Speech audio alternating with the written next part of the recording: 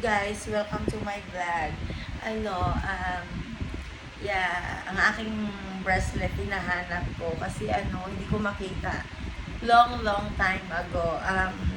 Alam mo naman, binili ko pa yun sa Genpro, sa Ukay-Ukay, diba? Pero yung bracelet na yun, guys, ay parang stainless, tapos may gold na 14K.